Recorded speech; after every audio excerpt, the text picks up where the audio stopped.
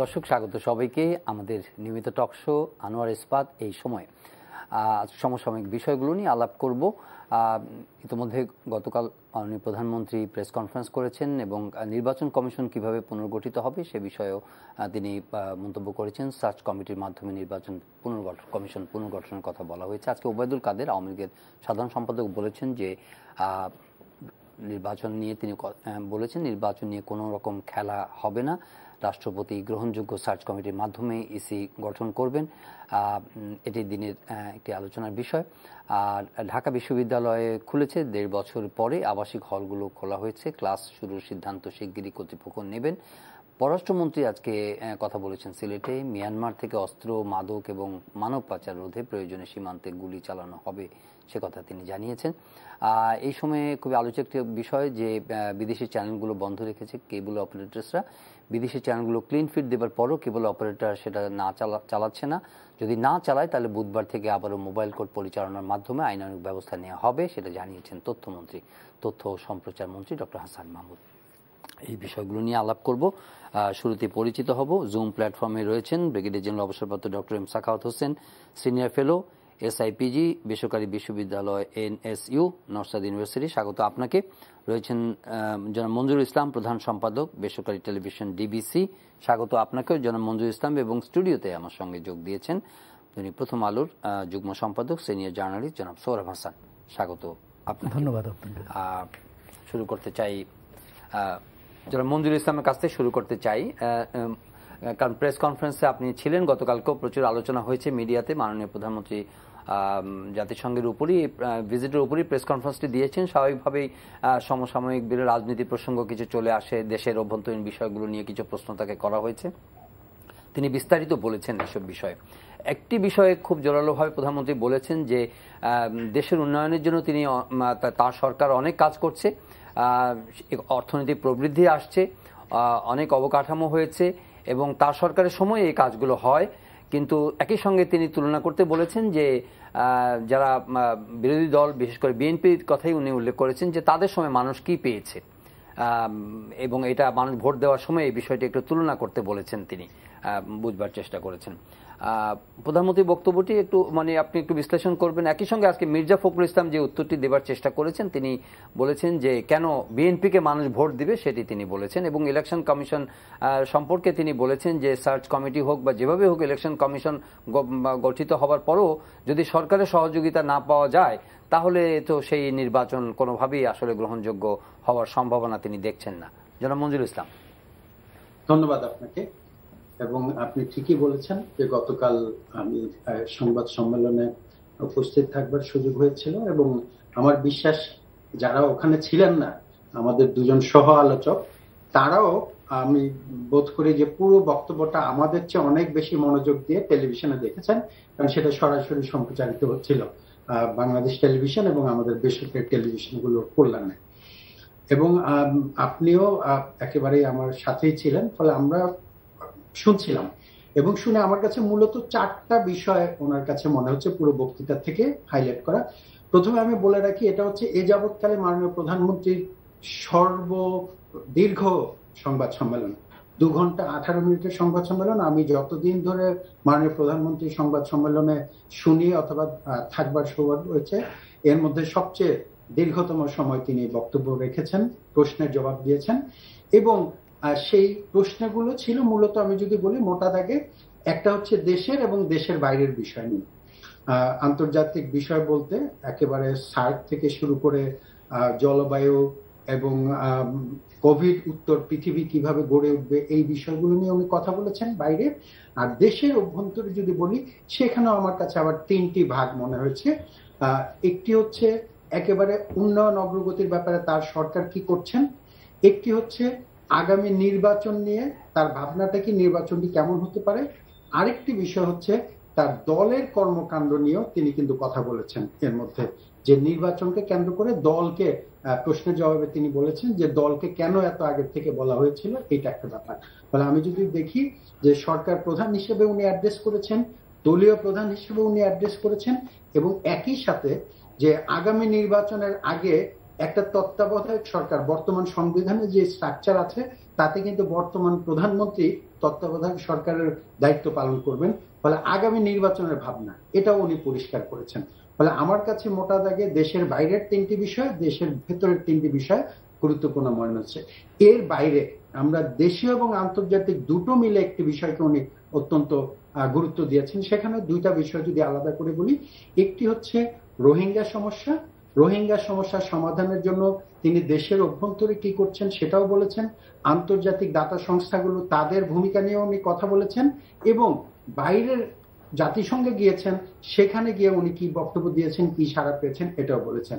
আর এর বাইরে আরেকটা গুরুত্বপূর্ণ বিষয় যেটা আমার নজরে এসছে সেটা হলো যে টিকা। এই যে বিশ্বব্যাপী এই কোভিড সিচুয়েশনকে মোকাবেলা করতে গিয়ে একটা হচ্ছে কোভিড থেকে ঘুরে দাঁড়ানোর জন্য বিশ্বব্যাপী কি করা হবে এই নিয়ে আলোচনা।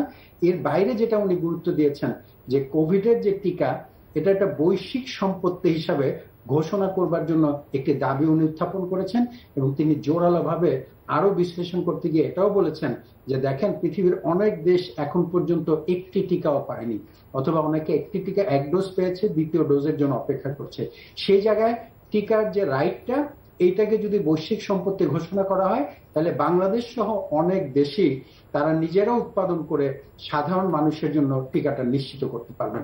ফলে মোটা দাগে এই 6 থেকে 8টি বিষয় আমার কাছে গুরুত্বপূর্ণ মনে হয়েছে। কিন্তু আমরা জানি আমাদের এখানে আলোচক হিসাবে প্রধান সাবেক নির্বাচন কমিশনার এবং রাজনৈতিক বিশ্লেষক ব্রিগেডিয়ার সাখাওয়াত সাহেবকে এনেছেন। আমি বিশ্বাস করি বাংলাদেশের মানুষের এখন যেটা জানবার যে পরবর্তী নির্বাচন নিয়ে রাজনৈতিক দল এবং সরকারের ভাবনা কি, এই বিষয়ে উনি কম কথা বলেছেন, কিন্তু সুস্পষ্ট বলেছেন যে আইন করবার জন্য যে ইতিমধ্যে 54 জন নাগরিক বিবৃতি দিয়েছেন এবং সেই বিবৃতির প্রেক্ষিতে যে সংবিধানের 119-এর 2 অনুচ্ছেদ অনুযায়ী একটি আইন করবার কথা, সেই আইনটা দ্রুত গতিতে করা হবে কিনা নাকি সার্চ কমিটির মাধ্যমেই আগামী নির্বাচন কমিশন গঠন করা হবে, উনি পরিষ্কারই বলেছেন সার্চ কমিটির মধ্য দিয়ে হবে। ফলে ওনার বক্তব্যটা এই 2 ঘন্টা 18 মিনিটের মধ্যে এমন কোন সাংবাদিক নাই যারা প্রশ্ন করে তারা জবাব পান নাই। উনি একেবারে পুঙ্খানুপুঙ্খ বিশ্লেষণ করে এর জবাব দিয়েছেন। ছোট করে আমি উল্লেখ করে এখানে শেষ করব, এমনকি এই যে ই কমার্সের নামে যে প্রতারণা হচ্ছে সেই জায়গায় কি ব্যবস্থা নেওয়া হচ্ছে, যারা গ্রাহক তারা ক্ষতিপূরণ পাবেন কিনা, অথবা 1 লক্ষ আশ্রয়ন গৃহহীনকে যে আশ্রয়ন দেওয়া হয়েছে, যে ঘর দেওয়া হয়েছে, সেখানে 9টি ঘরের বিরুদ্ধে উনি আগেই বলেছেন অভিযোগ পাওয়া গেছে সে দুর্নীতি, তাদের বিরুদ্ধে কি ব্যবস্থা নেওয়া হচ্ছে এর ডিটেলও কিন্তু মাননীয় প্রধানমন্ত্রী বলেছেন। আমি শেষ করব এই কথা বলে যে একজন প্রধানমন্ত্রী জনগণের প্রতিনিধি হিসেবে, আমরা গণমাধ্যমে যারা কাজ করি জনগণের কথাগুলি শুনি, তাদের যেই প্রশ্নই আমাদের মাথায় আসছে এবং আমাদের একেবারে জুনিয়র থেকে শুরু করে সিনিয়র সাংবাদিক পর্যন্ত যারাই যে প্রশ্ন করেছেন এর জবাব উনি স্বতঃস্ফূর্তভাবে দিয়েছেন।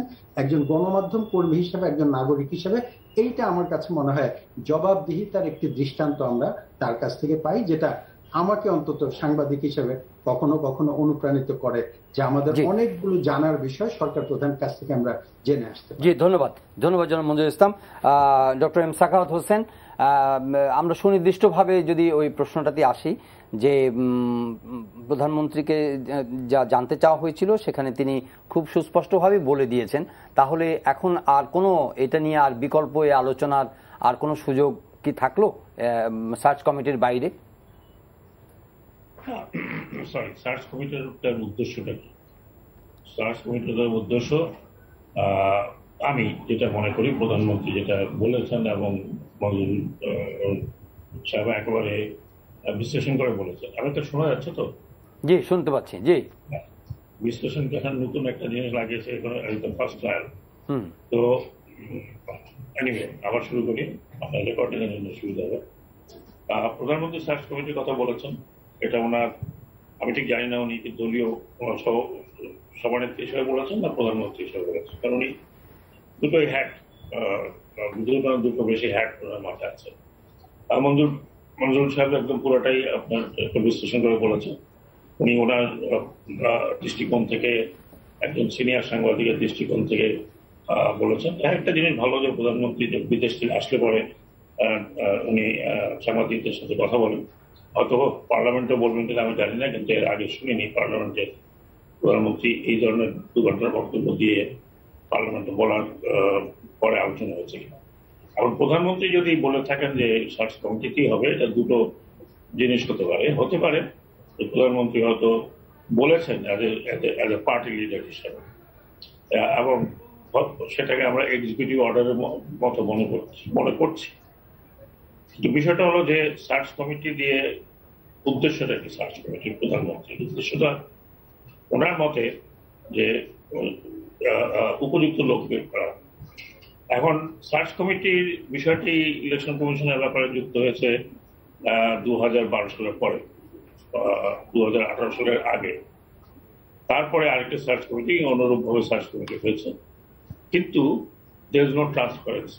মানে এটা সার্চ কমিটি কিভাবে নাম পেল, কোথা থেকে আসলো, কার বিবেচনায় নামটা হলো, সেটা কিন্তু আমরা যারা জনগণ বা ভোটাররা জানতে পারি। হয়তো একটা প্রশ্ন থাকতে পারে আগে জানতে পারছিলাম কেন আগেরগুলোতে? না, আগেরগুলো তো সিস্টেমে অন্যরকম ছিল, ওগুলো সার্চ কমিটিও ছিল না, ওখানে কিছুই ছিল না। It was arbitrary appointment made by the president. Of course সেখানে যে চিফ এক্সিকিউটিভ যারা ছিলেন তাদের থ্রুতেই এটা হয়েছে। বাট দ্য গভর্নমেন্ট সিস্টেম অন্যরকম ছিল, যে কারণে সেগুলো উতরিয়ে গেছে। কিন্তু তার আগে ইলেকশন কমিশন যারা ছিল, যারা একদম শুরু থেকে আপনার 91 পর্যন্ত, তাদের যদি বিশ্লেষণ করেন তাহলে দেখবেন যে বেশিরভাগই আপনার দলীয় সমর্থনের নিয়োগ হয়েছিল। এবং ওই কোনো ইলেকশনে এখন পর্যন্ত যে বিশ্লেষণ আমার কাছে আছে, সেই বিশ্লেষণে এখন পর্যন্ত আপনার এটা তেমন কোনো গ্রহণযোগ্যতা পায়নি। ওই সময় নির্বাচন নিয়ে মেলা কথা আছে, সামরিক সরকারের আমলে হয়েছে, কাজে এক্সপেক্টেড ছিল এরকম। বিশ্ব তখনও অতখানি নজর যায়নি, তখন সামরিক সরকাররা বিভিন্ন দেশে এসেছে, লেজিটিমেসি সামহাউ। এখন আমরা ডেমোক্রেটিক কথা বলছি, কাজে আমাদের প্রত্যাশা কিন্তু বিশেষ করে এই মাননীয় প্রধানমন্ত্রীর কাছ থেকে অনেক বেশি। কারণ তিনি এবং বঙ্গবন্ধুর কন্যা, তিনি একটা প্রসেসের মধ্যে দিয়ে গেছেন রাজনীতিতে, এবং বঙ্গবন্ধুর স্বপ্ন ছিল একটা লিবারাল ডেমোক্রেটিক কান্ট্রি, যে কারণে উনি তার জীবনের অর্ধেক সময় জেলে কাটিয়েছেন। যদি নিজের ওনার বক্তব্য পড়ে দেখেন, এবং যার বেসিসে আন্দোলন, স্বাধীনতা আন্দোলনটা তুঙ্গে উঠেছিল, সেই 6 পয়েন্টে যদি আপনি দেখেন, সেখানে ইকোনমিক ইমানসিপেশন অ্যান্ড পলিটিক্যাল ইমানসিপেশনের কথা আছে, এবং একটা লিবারাল ডেমোক্রেটিক সোসাইটি তৈরি করার কথা আছে।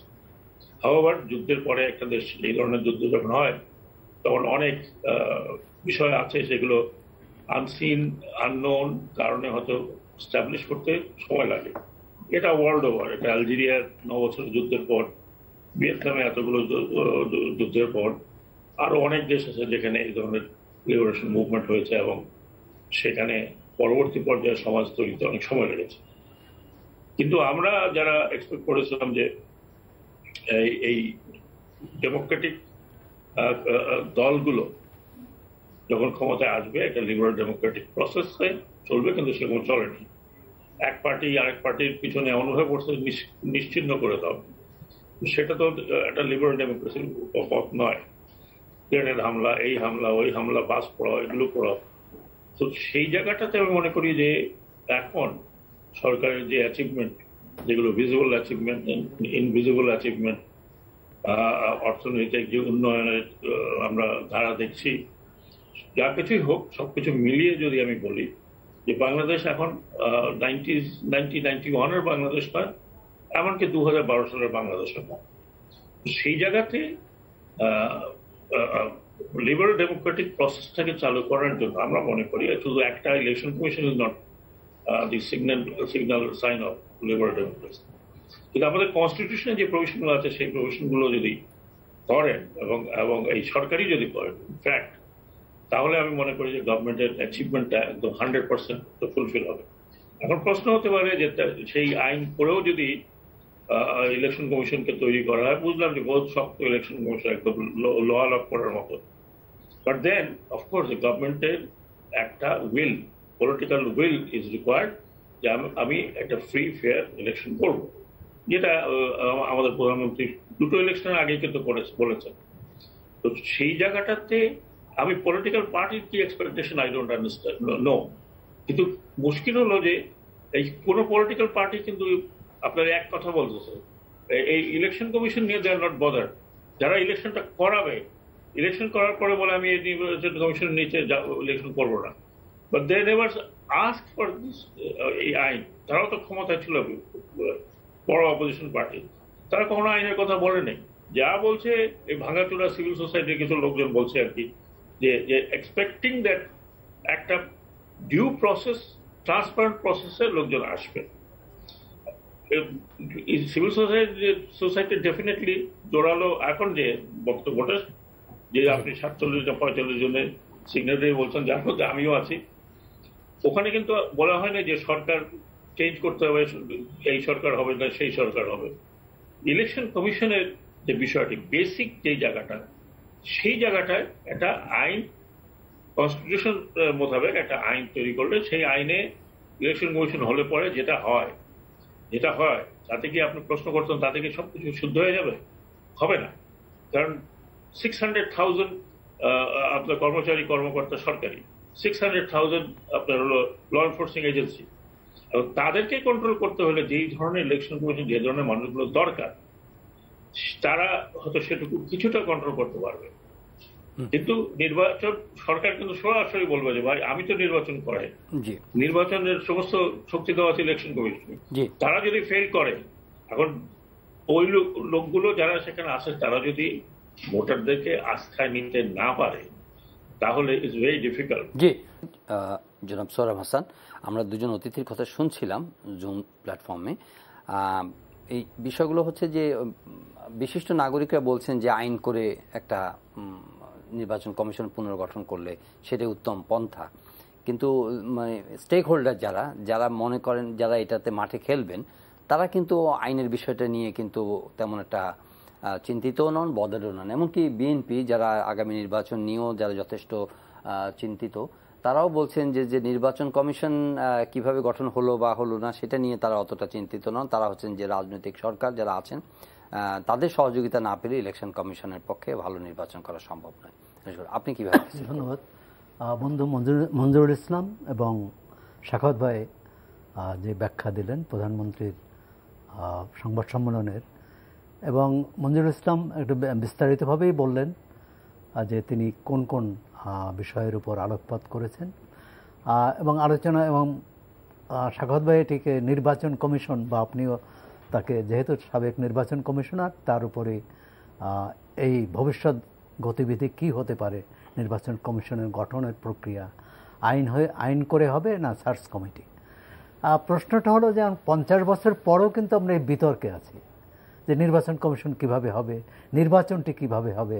আজকে কিন্তু আওয়ামী লীগ সাধারণ সম্পাদক আরেকটি কথা বলেছেন, আগামী নির্বাচনে সরকার কোনো হস্তক্ষেপ করবে না। তো এই বিষয়টা এক ধরনের প্রশ্ন তৈরি করে যে সরকার হস্তক্ষেপ করবে না, তার মানে অতীতে কি করেছে। বিষয়টা হলো ভোটারদের প্রতি আস্থা কতটা আছে রাজনৈতিক দলের। আপনি স্টেক হোল্ডারের কথা বলছিলেন, এখন বিএনপির এখন ভয় যে এই সংসদে বিএনপির হচ্ছে 7 জন সদস্য এবং আরও স্বতন্ত্র এবং আরও কয়েকজন মিলে হয়তো 8-10 জন, 10-12 জন, বাকিটা হচ্ছে হয় সরকার বা সরকারের সমর্থক দলগুলো, বা আনুষ্ঠানিকভাবে যাদের বিরোধী দল বলা হয় জাতীয় পার্টি। সুতরাং একতরফা আইন হবে বলেই বিএনপির আশঙ্কা। আবার আইন হলেই সমাধান হবে না, যেমন সার্চ কমিটি গঠন করেও হয়নি। সার্চ কমিটিও কিন্তু একটি রাজনৈতিক সমঝোতার অংশ হিসেবে ছিল। যখন নির্দলীয় তত্ত্বাবধায়ক সরকার বাতিল করা হলো 2013 সালে, তারপর কিভাবে নির্বাচনটি হবে, তখন বিরোধী দল তত্ত্বাবধায়ক সরকার ব্যবস্থা পুনরায় চালু করার কথা বলল, নাগরিক সমাজের বিভিন্ন দাবির কথা বলল। তখন সরকারের পক্ষ থেকেই এটি বলা হলো যে সার্চ কমিটি, অর্থাৎ রাষ্ট্রপতি সব দলের সঙ্গে আলাপ আলোচনা করে যে তাদের দাবি, তারা কি চায়, কিভাবে চায় নির্বাচন কমিশনটা, এবং সে একটি সার্চ কমিটি গঠন করে দেওয়া হলো। সার্চ কমিটি, প্রশ্ন হলো সার্চ কমিটি যে কমিশন করেছে, যে দুটি কমিশনই, এখন তারা যখন কমিশন যাদের নিয়ে করা হয়েছিল তখন কিন্তু খুব বিতর্ক ছিল না, রকিবউদ্দিন আহমদ সাবেক সচিব, তিনি মুক্তিযোদ্ধা ছিলেন। এখন যিনি প্রধান নির্বাচন কমিশন, তিনিও মুক্তিযোদ্ধা। এই কমিশনে আরও মুক্তিযোদ্ধা আছেন, মাহবুব তালুকদার আছেন। তো সুতরাং আমাদের যে সিস্টেম, আমরা যে সিস্টেমটা তৈরি করতে পারিনি, অর্থাৎ নির্বাচন কমিশনের মতো দায়িত্ব পালন করবে, সেটি এরা করতে ব্যর্থ হয়েছে। জি, আমি একটু প্রশ্ন জুড়ে দিচ্ছি আপনার সঙ্গে। এই আলোচনা হয়তো অনেক দীর্ঘ করা যাবে, কিন্তু একটি বিষয় যেটা বুঝতে পারছি সেটা হচ্ছে যে প্রধানমন্ত্রী দলীয় প্রধান হিসেবেই বলুন আর প্রধানমন্ত্রী হিসেবে বলুন, উনি কিন্তু ওনার মতামতটা জানিয়ে দিয়েছেন। তাহলে এটা ধরে নেওয়া যায়, এটার যে ইমপ্লিকেশন সেটা হচ্ছে যে ধরে নেওয়া যায় যে আগামী নির্বাচন কমিশন যেটি পুনর্গঠিত হবে সেটা সার্চ কমিটির মাধ্যমেই হবে।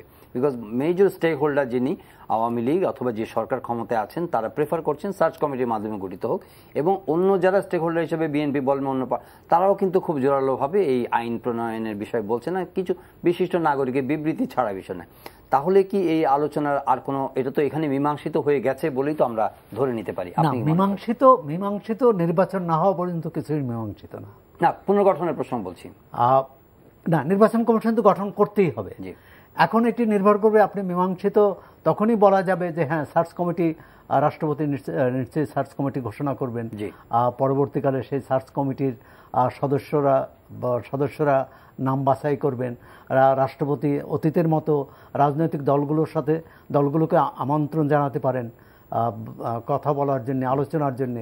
তখন রাজনৈতিক দলগুলো, বিরোধী দল, বিএনপি সহ অন্যান্য দল কি মতামত দেয়, তারা যদি রাষ্ট্রপতির আমন্ত্রণ গ্রহণ না করেন, অর্থাৎ তার সাথে আলোচনায় না বসেন, তখন মনে হবে যে তারা পুরোপুরি এটি নাকচ করে দিয়েছেন, অর্থাৎ এই প্রক্রিয়াটাকে বাতিল করেছেন। সুতরাং রাষ্ট্রপতির এই আমন্ত্রণ আগ পর্যন্ত বলা যায় না যে, কিন্তু এখন তো অক্টোবর মাস, নভেম্বর, ডিসেম্বর, ফেব্রুয়ারি মাসে গিয়ে শেষ হবে। প্রক্রিয়াটা কখন শুরু হতে পারে বলে? এটা 1 মাসের মধ্যে হতে পারে। গত যে সার্চ কমিটি 1-1.5 মাসের মধ্যেই যারা এর কমিটির সদস্য ছিলেন তারা আলোচনা করেছেন, এবং এক ধরনের এই ভারসাম্য নেই। কিন্তু পক্ষ বিপক্ষ যদি বলি, সরকারি দল, বিরোধী দল, তাদের প্রতিনিধিত্ব কিন্তু এই বর্তমান কমিশনেও আছে। বিরোধী দলের সংখ্যা কম থাকলেও অন্তত একজন সদস্য বিরোধী দলের প্রস্তাবিত নাম গ্রহণ করা হয়েছে, কমিশন গঠন করা হয়েছে। কিন্তু আমরা নির্বাচন কমিশনটাকে এমন পর্যায়ে নিয়ে গিয়েছি, আপনি ধরুন যে যখন ইউনিয়ন পরিষদ নির্বাচন হলো সম্প্রতি, তখন কিন্তু প্রধান নির্বাচন কমিশনার দেশে ছিলেন না, তিনি রাশিয়ায় ছিলেন। মাহবুব তালুকদার, যিনি হতাশা ব্যক্ত করেছেন, বিবৃতি দিয়েছেন যে এই নির্বাচনে জনমতের বিনা প্রতিদ্বন্দ্বিতা এটির কোনো নির্বাচন নয়, তিনি কিন্তু ভারপ্রাপ্ত প্রধান নির্বাচন কমিশনার ছিলেন। অর্থাৎ তিনি নিরুপায়। তিনি একটি সুষ্ঠু নির্বাচন করার ক্ষেত্রে যে পদক্ষেপ নেওয়া দরকার তিনি নিতে পারেননি। এখন যে বিষয়টি, এবং ব্রিগেডিয়ার জেনারেল শাখাওয়াত সহ যারা এই 54 জন নাগরিক, তাদের কিন্তু ওই আইনের পাশাপাশি আরেকটি দাবি আছে, সেটি হচ্ছে নির্বাচন কমিশন যাতে স্বাধীনভাবে কাজ করতে পারে, যাতে পুলিশ প্রশাসন, জনপ্রশাসন, আইনশৃঙ্খলা রক্ষাকারী বাহিনীর অন্যান্য সংস্থা, রাষ্ট্রযন্ত্র যাতে হস্তক্ষেপ না করে, এর একটা ফর্মুলা বের করা যায় কিনা। তাহলে সার্চ কমিটি বা আইন এটি কিন্তু খুব গুরুত্ব পাবে না, গুরুত্ব পাবে প্রশাসন কি ভূমিকা নেবে। সেই ফর্মুলাটা কোথায় হবে, মানে কি রাজনৈতিক দলগুলো আলাপ আলোচনার মাধ্যমেই হতে পারে। আচ্ছা, এবং হওয়া উচিত বলে মনে করি। কিন্তু চিফ ইলেকশন কমিশনার তো উনি তো নিজেও বললেন যে উনি রাজনৈতিক দলগুলোর মধ্যে ঐক্যমতের ভিত্তিতে বা সমঝোতার ভিত্তিতে ইলেকশন কমিশন। সমঝোতা মানেই হচ্ছে আলাপ আলোচনা।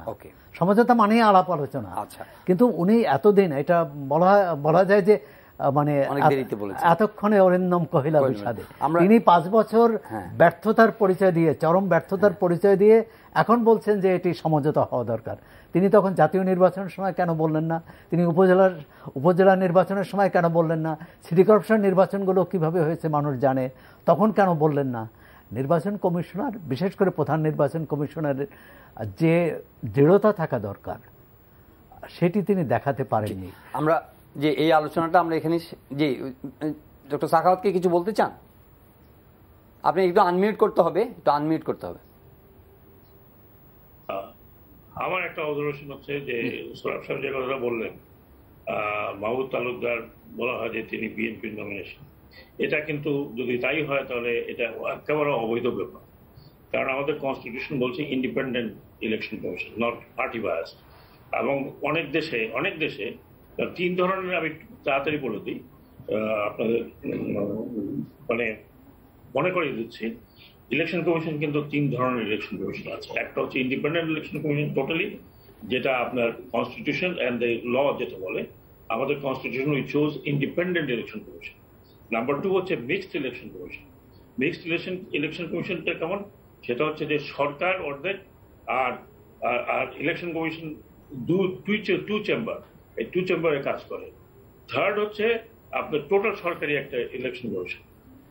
আর অনেক দেশে আছে, এটা হলো 3টি মূল ধারা।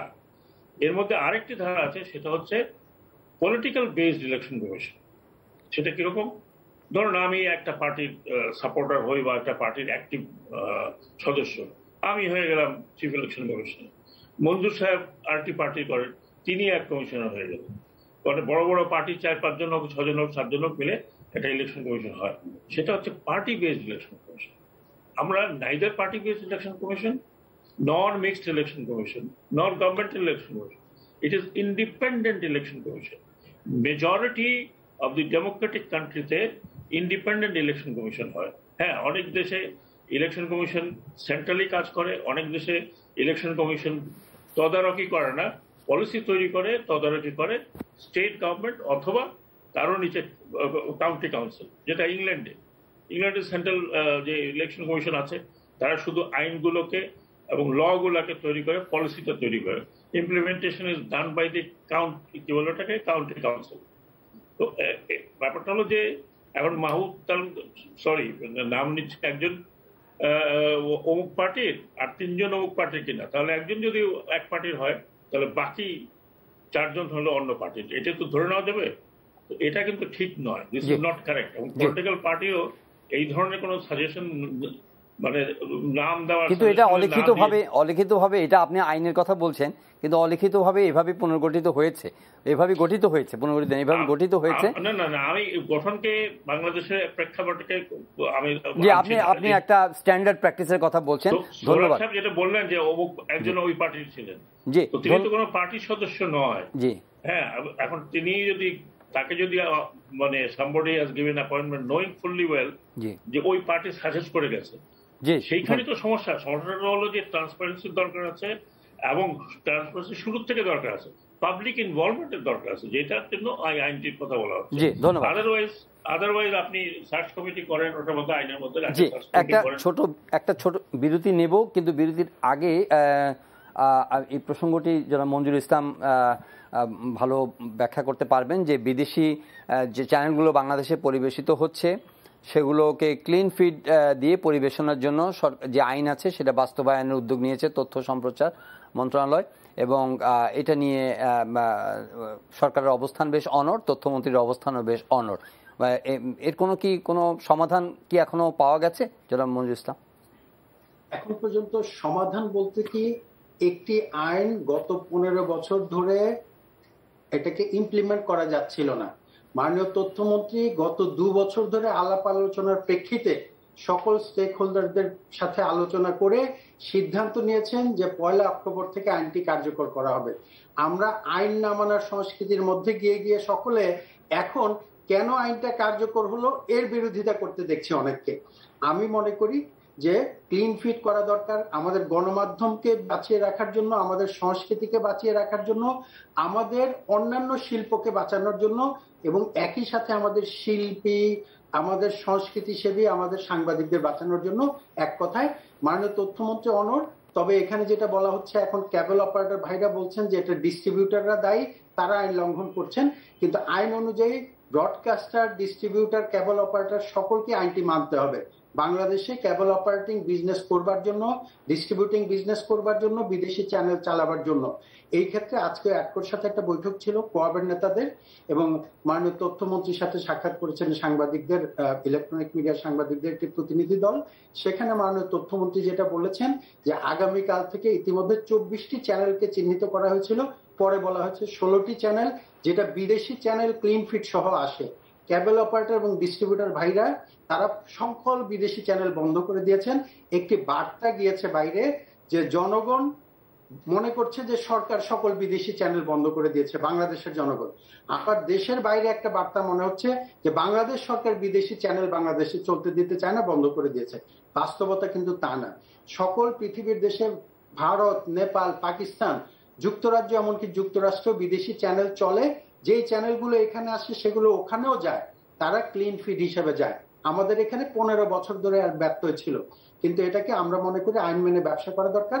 এখন সমঝোতা বা আলোচনা যেটা হচ্ছে যে আরেকটু সময় দেওয়া যায় কিনা এই ক্লিন ফিটটা প্রক্রিয়াটা সম্পন্ন করবার জন্য, সেটা আমার ধারণা মাননীয় তথ্যমন্ত্রী যদি বিবেচনা করেন তাহলে হবে। না হলে আমি মনে করি এটা সাধুবাদ দেবার মতো একটি কাজ, কারণ তথ্যমন্ত্রী, তথ্য মন্ত্রণালয় এবং বর্তমান সরকার এই উদ্যোগটি নিয়েছেন শিল্পের স্বার্থে, গণমাধ্যমের স্বার্থে এবং দেশের আইনকে বাস্তবায়নের স্বার্থে।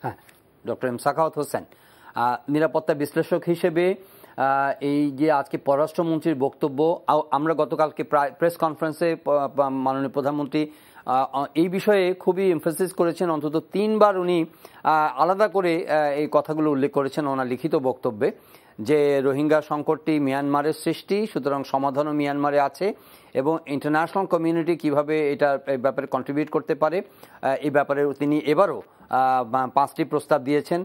2017 সালেও উনি 5টি প্রস্তাব দিয়ে এসেছিলেন। তো বাংলাদেশের অবস্থানটি ক্লিয়ার শীর্ষ পর্যায় থেকে।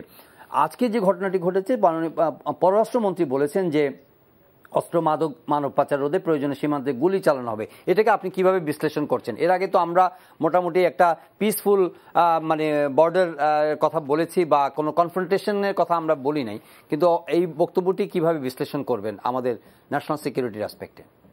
ধন্যবাদ। আমি মনে করি একটু এই প্রসঙ্গেই কথা বলতে চাই যে বাংলাদেশের যা করণীয় বাংলাদেশ করেছে এতে কোনো সন্দেহ নেই, এবং প্রধানমন্ত্রী যথেষ্ট যেখানে গেছেন সেখানে রোহিঙ্গা প্রসঙ্গটাকে উনি কখনো রেলিগেট করেন। এবং রোহিঙ্গা প্রসঙ্গটা কিন্তু শুধু বাংলাদেশের ব্যাপার না, এটা হচ্ছে একটা জনগোষ্ঠী যাদেরকে বিতাড়িত করা হয়েছে একটা ট্রমাটিক কন্ডিশনে। বাংলাদেশ অনেক নিজেদের স্বার্থ বিসর্জন দিয়েও কিন্তু তাদেরকে রেখেছে। এখন বিষয়টি ছিল যে এটা ইন্টারন্যাশনালি রিজলভ হবে থ্রু ডিপ্লোম্যাটিক সোর্স। এখন আমরা দেখছি যে কোনো ডিপ্লোমেসি কাজ করছে না with Myanmar, and Myanmar not a country who cares about diplomacy। এবং এর মধ্যে আমরা সিভিল সরকারও দেখলাম, সো কল্ড গণতান্ত্রিক সরকারকে দেখলাম, এখন তা করে মিলিটারি বসে গেছে এবং এটা কবে যাবে এর কোনো নিশ্চয়তা কেউ দিতে পারে না। ব্যাপারটি হলো তাহলে বাংলাদেশের সাফারিং, সোজা কথা আমরা সাফার করছি। কেন সাফার করছি? একটা হিউম্যানিটেরিয়ান গ্রাউন্ডে আমরা তাদেরকে জায়গা দিয়েছিলাম, আমরা নাও দিতে পারতাম, তখন সীমান্তে গোলাগুলি করে বন্ধ করে দিতে পারতাম। এখন এটা সলিউশন, আপনার পররাষ্ট্রমন্ত্রী যে কথাটা বলেছেন, ইটস আউট অফ ওই যে ভিতরে একটা ফ্রাস্ট্রেশন হয় না, ডিপ্লোম্যাটিক্যালি এত কিছু করার পরেও হচ্ছে না কিছু, ইটস আউট অফ ফ্রাস্ট্রেশন। আমি মনে করি না যে এটা ইমপ্লিমেন্ট করবে এই সরকার, কারণ এটা তখন তাহলে এটা নিয়ে আরেকটা হইচই হবে। যেহেতু আমরা ভারতের সাথে করছি, যে ভারতে আমাদের এত বন্ধুত্ব, তারপরে কিন্তু এত মিটিং, এত কিছু, যেখানে আমাদের সীমান্ত নিয়ে কোনো সমস্যা নাই, অন্য কোনো সমস্যা নাই, কিন্তু হচ্ছে এটা, এবং ভারতের জন্য এটা ক্রেডিট হচ্ছে না। দেয়ারফর আপনি পররাষ্ট্রমন্ত্রী যেটা বলেছেন সেটা তার একটা, আমি যদি মনে করি যে এটা একটা ফ্রাস্ট্রেশনের বহিঃপ্রকাশ। ধন্যবাদ ডক্টর সাখাওয়াত। জনাব সৌরভ হাসান, না, প্রধানমন্ত্রীর বক্তব্যে যেটা আমি মনে করি সবচেয়ে গুরুত্বপূর্ণ অংশটি হচ্ছে মিয়ানমার রোহিঙ্গা শরণার্থী সম্পর্কে, এবং তিনি তার এই বক্তব্যের মাধ্যমে মনে করি যে পুরো দেশের মানুষের যে অনুভূতি, আবেগ এবং আকাঙ্ক্ষা প্রতিফলিত হয়েছে। এবং 4 বছর, এবং উনি উখিয়া সম্পর্কেও কিন্তু অনেক বিস্তারিত বলেছেন যে কি অবস্থা, পরিবেশ বিপর্যয়, আমাদের পরিবেশ, মানবিক অবস্থা, মানুষের ক্ষতি, আর সবগুলোই তিনি তার বক্তব্যে এসেছে। এবং যে ভয়াবহ ট্রাজিক ঘটনা ঘটলো, যে রোহিঙ্গা নেতাকে হত্যা করা হলো, এবং এই হত্যা কারা করেছে এখনো বের হয়নি, কিন্তু এটা রোহিঙ্গাদের মধ্যেই কোনো গ্রুপ করেছে, তার পিছনে আছে, সেই রহস্যটাও বের করা উচিত। পররাষ্ট্রমন্ত্রী যে কথাটি বলেছেন এটি আমিও মনে করি যে এটি হতাশা এবং ক্ষোভ থেকে, কিন্তু সীমান্তে যদি, এটা তো বলার বিষয় না, সীমান্তে যদি সন্ত্রাসী তৎপরতা চলে সেটা তো মোকাবেলা করার দায়িত্ব সীমান্ত রক্ষীদের, সেটি তারা করবে। কিন্তু এর মধ্য দিয়ে এটা আবার জাস্টিফাই করা না হয় যে ভারত যে বাংলাদেশের সীমান্তে গোলাগুলি করছে, গুলি করে মানুষ মারছে, একই কাজ কি আমরা মিয়ানমার সীমান্তে করব? তাহলে তো ভারতকে ভারতের এই কর্মকাণ্ডের প্রতিবাদ করার যুক্তি থাকে না। সুতরাং আর মাদক এবং চোরাচালান, মাদক ও চোরাচালান বন্ধ, গুলি চালানোই কিন্তু সমাধান না। মাদক চোরাচালান এমনি এমনি আসে না, এটি আসে এখানে যারা, সেটা রোহিঙ্গা শরণার্থী হোক, সেটা কোস্টগার্ড হোক, বিজিবি হোক, তাদের সহায়তাই। সুতরাং তাদের সহায়তা বন্ধ করলে, এখানকার মাদক ব্যবসায়ীদের চিহ্নিত করতে পারলে, তাদের বিরুদ্ধে ব্যবস্থা নিতে পারলে, তাহলে এমনি বন্ধ হবে, অন্তত নিয়ন্ত্রণে আসবে। কিন্তু সরকার মানে গুলি চালিয়ে এটি বন্ধ করতে পারবে এটি মনে করি। জনাব মঞ্জুরুল ইসলাম, আমি একটু মঞ্জুরুল ইসলামের আগে একটু দুইটা মঞ্জুরুল ইসলাম আপনি লক্ষ্য করবেন, কিন্তু প্রধানমন্ত্রী বারবার ওয়ার্নিং দিয়েছেন যে ইন্টারনাল অ্যান্ড এক্সটার্নাল সিকিউরিটি যদি এই প্রবলেম লিঙ্গার করে তাহলে শুধু বাংলাদেশের ইন্টারনাল সিকিউরিটি থ্রেটে যাবে না, এই রিজিওনাল সিকিউরিটি কিন্তু থ্রেটে যাবে। এবং তার একটা লক্ষণ আমি যদি মনে করি, এই যে মহিবুল্লাহর হত্যা, এখন আমরা জানি না এর ইমপ্লিকেশন, মাত্র অ্যারেস্ট হচ্ছে, তারপরে কিভাবে এটা ইনভেস্টিগেশন হয় এটা ধরে নেওয়া যায়। যদি আমি আমার স্টাডিতে বলি যে মিয়ানমারের যে ইন্টেলিজেন্স আছে, ইন্টেলিজেন্স তার মধ্যে যে আপনার রোহিঙ্গা শরণার্থীর মধ্যে এজেন্ট নেই, এটা হলফ করে কেউ বলতে পারবে না। কারণ এই ধরনের লোক যখন একটা ইন্টারন্যাশনাল পরিচিতি হয় তখন কিন্তু ওই দেশের উপরে একটা চাপ সৃষ্টি হয়। চিন্তা করে সে প্রেসিডেন্ট পর্যন্ত গেছে, আমেরিকান প্রেসিডেন্ট পর্যন্ত। প্রধানমন্ত্রী কিন্তু বারবার ওয়ার্নিং দিচ্ছে, which is very very important for regional security. জি জনাব মঞ্জুরুল ইসলাম, আমি খালি ছোট করে অ্যাড করতে চাই, রিপিট করব না, যে এই মিয়ানমারের এই যে প্রবলেমটা রোহিঙ্গাদের নিয়ে, এটা হচ্ছে হিউম্যানিটেরিয়ান প্রবলেম, ইন্টারন্যাশনাল প্রবলেম। এবং এই জায়গাটাই যেটা ব্রিগেডিয়ার সাখাওয়াত সাহেব চমৎকার করে বললেন যে মাননীয় প্রধানমন্ত্রী কিন্তু এইটাই অ্যাড্রেস করতে চাচ্ছেন। এবং আমার অত্যন্ত প্রিয় মানুষ সোহরাব ভাই যেভাবে বললেন, মাদক এবং নারী নির্যাতনের মামলায় কিন্তু মৃত্যুদণ্ডের বিধান আছে, কিন্তু সকলের কি মৃত্যুদণ্ড হয়? এটা দিয়ে যাতে এটাকে অপরাধটাকে কমানো যায়। আজকে মাননীয় পররাষ্ট্রমন্ত্রী যেটা বলেছেন এটা তো আছেই, এটা কিন্তু আপনি এমনিতেই সীমান্ত রক্ষার ক্ষেত্রে এটার আইনের প্রয়োগ করতে পারেন, সেটা কোনো বিধি নিষেধ নাই। কিন্তু আমি মনে করি যে কারণে ফ্রাস্ট্রেশনটা এটা বেশি হলো, মাননীয় প্রধানমন্ত্রী বারবার আন্তর্জাতিক সম্প্রদায়ের কাছে বলছেন, পররাষ্ট্রমন্ত্রী বলছেন। আজকে দেখেন মহিবুল্লাহ যখন মারা গেল, আন্তর্জাতিক সম্প্রদায় নড়ে চড়ে উঠলো বিবৃতি দিয়ে।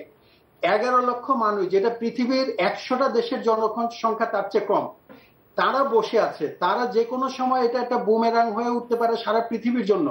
সেখানে ওনারা কথা বলছেন না। মাননীয় প্রধানমন্ত্রী আরেকটা কথা বলেছেন, আন্তর্জাতিক সম্প্রদায় কেবল নিষ্ক্রিয়তা না, বরং এখানে রেখে কিছু কিছু ব্যবসায়িক প্রতিষ্ঠান তারা একটা ব্যবসা করার, অর্থাৎ এক ধরনের অনুদান নেবার ব্যবসার মধ্যেও আছেন। ফলে এইটা বরং একটা ভীষণ ক্ষতিকর ব্যাপার। আর বাংলাদেশ তো সারা জীবন এই যন্ত্রণাকে পোহাতে পারবে না। সেজন্য বাংলাদেশ সরকার যে আন্তর্জাতিক পরিমণ্ডলে শক্তিশালী অবস্থান এবং সোচ্চার অবস্থান, এটা বারবার মনে করিয়ে দিতে হবে। ধন্যবাদ জনাব মঞ্জুরুল ইসলাম, ধন্যবাদ ব্রিগেডিয়ার জেনারেল অবসরপ্রাপ্ত ডক্টর এম সাখাওয়াত হোসেন এবং স্টুডিওতে জনাব সোহরাব হাসান, আপনাদের তিনজনকে মূল্যবান মতামত দেওয়ার জন্য। প্রিয় দর্শক, আজকের অনুষ্ঠান এখানে শেষ করছি। দেখা হবে আবারও পরের অনুষ্ঠানে। চাইলে আপনারা অনলাইনেও এই অনুষ্ঠানটি দেখতে পারেন, ভিজিট করুন ntvbd.com। এছাড়া ইউটিউব ভেরিফাইড ফেসবুক পেজে আমাদের জনপ্রিয় অনুষ্ঠান খবরের আপডেট আপনারা জেনে নিতে পারেন। দেখা হবে আবার।